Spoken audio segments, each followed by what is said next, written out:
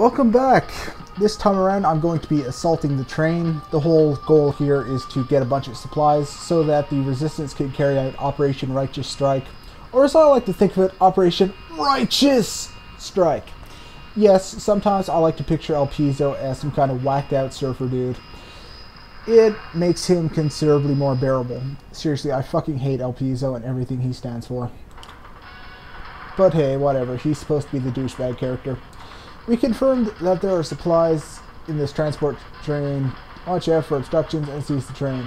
This train obviously recycled from the first game, but they put in a pretty nice little mechanic. Nice little hidden elf right there. And we're going to be doing some unusual configuration.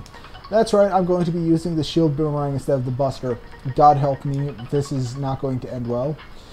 And I'm switching over to the active form. Fucking love this form, cannot recommend it enough. If you use the saber, get this fucking form. It's easy to get.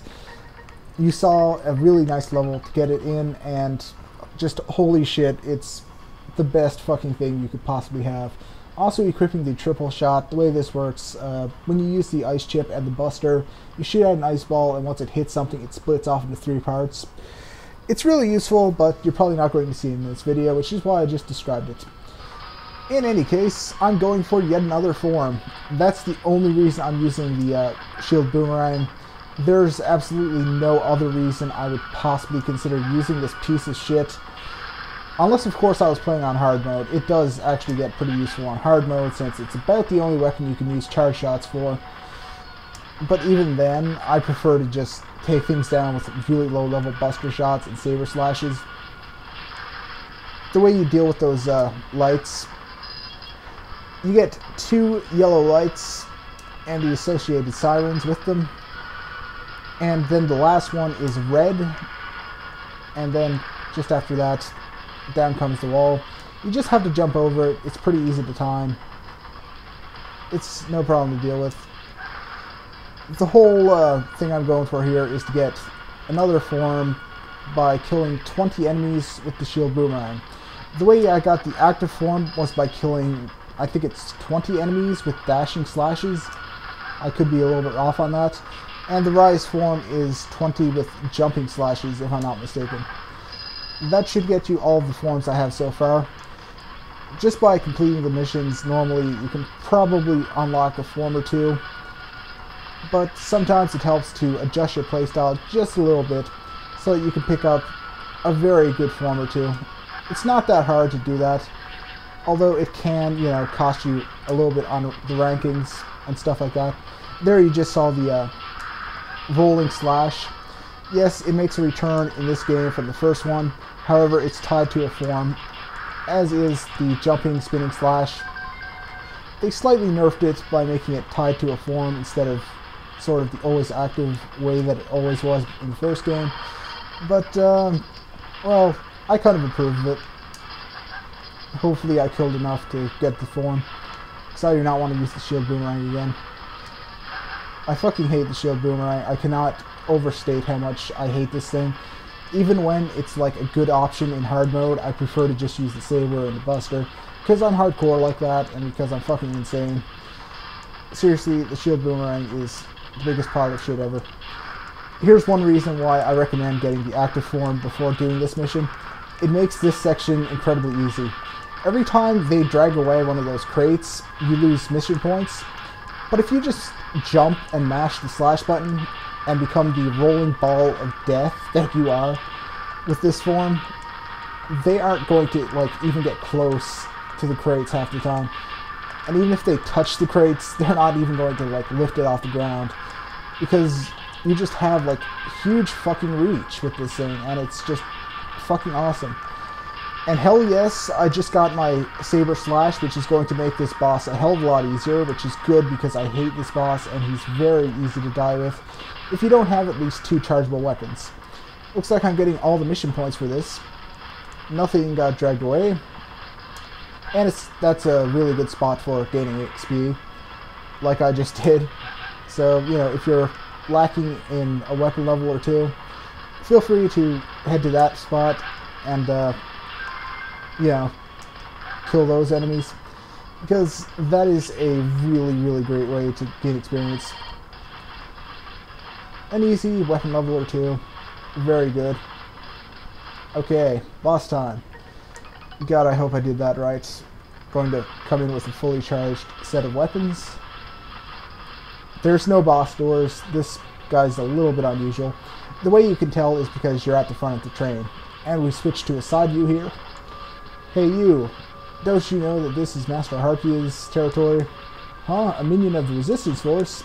I shall stop you. This is Panther Flaukals. I do not know how to pronounce that right. It sounds German. I'm going to assume it's German. I'm not going to try to pronounce it properly. And of course, the Saber Slash is fucking awesome for taking this guy down. Charge Saber Slash. So if you have it, use it. If you don't have it, consider going back and leveling up your weapons a little bit. It's not that hard to do, and it makes the fight a lot easier. Can't think of a mythological reference for this guy. I think he's just, you know, another case of random boss put in the game. If I'm wrong, feel free to correct me, people. I don't know everything, contrary to some people's beliefs. Yeah, he's a pretty simple boss. Just stay away from him. Look for very simple gaps and stuff. And if you want to make it even easier, you actually can slide down between the trains.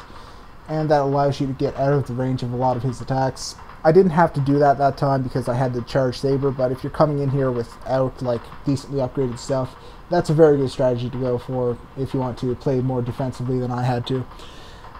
But yeah, he's pretty simple to take down, especially if you have the ice chip. He's weak to ice, so use that, no problem. No, I can't believe this. Master Harpia, I'm ashamed. I was not good enough. Creepy death sound. And he's split in two. Right down the middle. Motherfucking vivisection. Moment of truth. Oh, hell yes. That's actually a lot better than I thought it was.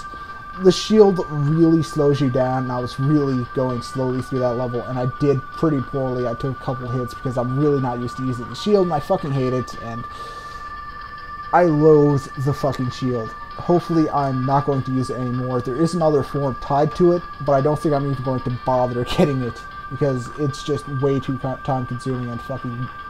It's not even really worth it, so just, you know, go with that. You got the Thunder Chip, which is good. It's the weakness for the remaining boss.